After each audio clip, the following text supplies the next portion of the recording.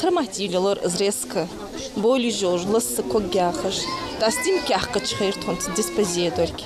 Это тяжелое заболевание Альфия Шадиева перенесла в раннем возрасте. Диагноз поставили своевременно, а потому и лечение начали почти сразу. Результат правильного консервативного лечения налицо. Девочка уже может ходить самостоятельно, при том, что могла стать и вовсе инвалидом. Этот щелчок еще может сохраняться у вас и всю жизнь, но при этом объем, вы видите, да, полный отведение в тазобедренном суставе. То же самое при ведении. Полное абсолютно. При этом ребенок не испытывает никаких болевых ощущений.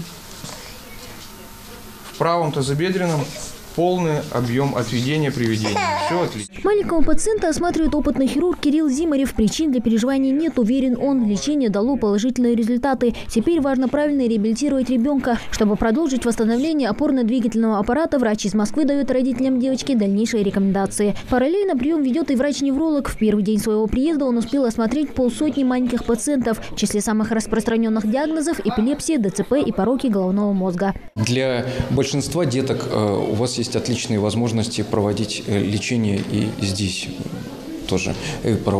Здесь с докторами уже обсудил. Проводят курсы реабилитационного лечения, массажа, лечебную физкультуру.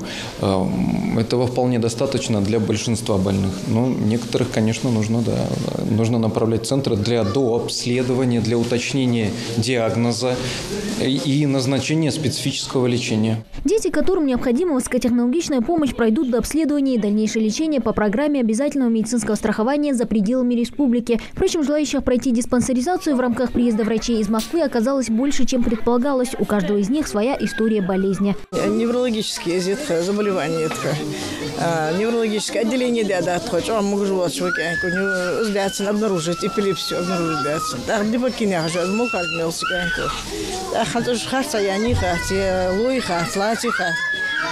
Проверка анализ собрать. Пока прием ведут врачи из сводного медицинского отряда Федерального медико-биологического агентства России вместе с ингушскими медиками, эпидемиологи решили параллельно провести иммунизацию детского населения. Вся необходимая для этого вакцина хранится в специальных холодильных камерах. У нас каждая полочка промаркирована, строго соблюдается холодовой режим.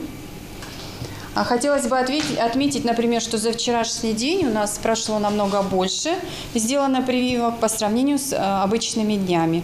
То есть вот эта активность, она связана не только с обследованием врачами, но и также с проведением иммунизации. А тем временем опытные специалисты из Москвы продолжают вести прием к услугам маленьких пациентов: травматолог, окулист, кардиолог, педиатр, нефролог и другие врачи узких специальностей. 78 впервые выявленных заболеваний и ни одного пациента с онкологией или туберкулезом. Приезд врачей из Москвы уже дает положительные результаты. За 2 дня медики успели осмотреть почти 300 детей. Прием маленьких пациентов продлится до пятницы. За это время врачи смогут провести полную диспансеризацию детского населения в Малгобекском районе Ингушетии. Мадина Пугоева, Рамазан Миржоев, Новости 24.